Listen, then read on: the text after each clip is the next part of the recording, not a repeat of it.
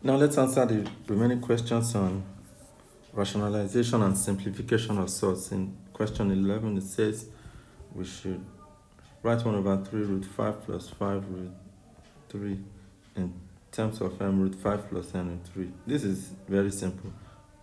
Keep your mind away from this. Just let's rationalize this and simplify. It will always end up leading to something like this. So, we use the conjugates of this denominator, 3 root 5 minus 5 root 3, to multiply 1 and to multiply the denominator 2. 1 times this will give us this, 3 root 5 minus 5 root 3. So we now do this one after the other on the denominator side. So first thing you do here is 3 root 5 times 3 root 5. So I do the constants, 3 times 3, get 9. Then do root 5 times root 5 to get root 25. I'll go to the next multiplication. Take 3 root 5, use it to multiply minus 5 root 3. So first I'll do the constants. Everything you do it in your mind. 3 times minus 5, minus 15. Then root 5 times root 3, root 15. I'll do the same thing here. 5 root 3 times 3 root 5, that's plus 15, root 15. This will give me minus 15 root 15. Then 5 root 3 times minus 5 root 3 will give me minus 25 root 9. You know how I got that. Plus 5 times minus 5 is minus 25. Then plus 3 times minus 3. Plus root 3 times root 3 is root 9. So I have minus 25 root 9 here. So I'll simplify. These two will disappear. Minus 15 root 15 plus 15 root 15 is 0. So I'll be left with 9 times 5. Square root of 25 is 5. And 25 times 3. Square root of 9 here is 3. So I'll just simplify like this and get my answer. So as you can see on this page, what it means is that this is my m and this is my n. Number 12 is the same thing. Number 12 is just exactly the same. Multiply step by step. Use the conjugate of this denominator, 2 root 5 plus 5 root 2, to multiply numerator and denominator. Get your answers and simplify as usual. So it will end in the form minus 7 over 3 minus 2 over 3 root 10. So question 13 is the same thing.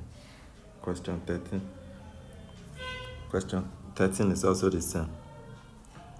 All we need to do is multiply this surd with the conjugate of its denominator, which is 6 minus 5 root 2 times 6 minus 5 root 2. So you do your multiplication, step by step as usual. So the simplification will end with this. Next is question 14. Question 14 is exactly the same as questions 13, 12, and co. So this is the answer to question 14. This is the answer to question 14. Then 15 says if 1 over q is equal to root 3 minus 1 over root 3, we should find the value of q squared. To find the value of q squared, first thing is to get the value of q. Before we can get the value of q squared, let's first of all get the value of q. If 1 over q, okay, let me reduce that to a small size. If 1 over q is root 3 minus 1 over root 3, let's find an expression for q. This is the same thing as root 3 over 1. So LCM is what? Root 3. This is 3, root 3 divided by 1, root 3, that root 3 times root 3 will give me 3.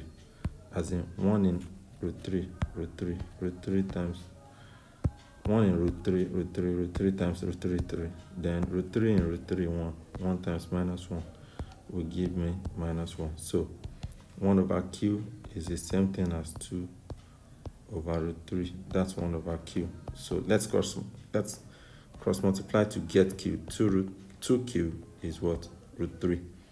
So q is root 3 over 2. So how do we get q squared?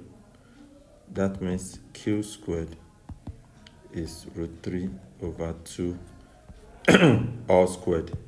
That's root 3 over 2 times root 3 over 2. So let me separate this. That's what? That's root 3 times root 3 over what? 2 times 2.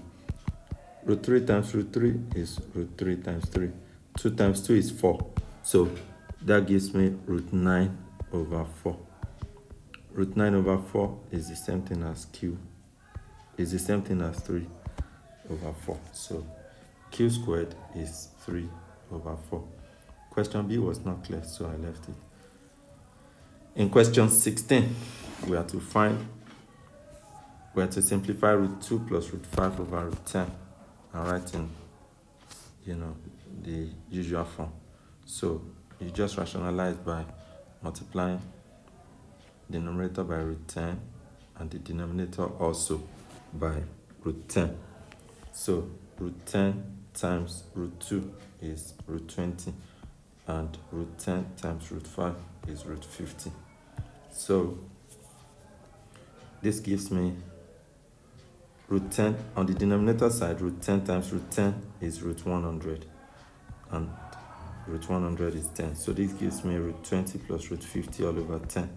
Now, after getting that, let's simplify root 20 into root 4 times 5, root 50 into root 25 times 2 divided by 10. This gives, root 4 times root 5 plus root 25 times root 2 divided by 10. So that's 2 root 5 plus 5 root 2 divided by 10.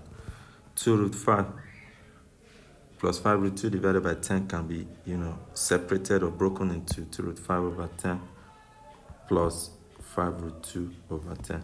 And it simplifies into this final answer.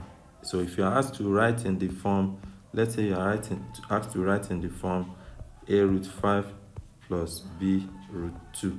Always take note that your a here is the 1 over root 5 and your b is the what? 1 over 2. So in a question like this, you might be asked to find a plus b.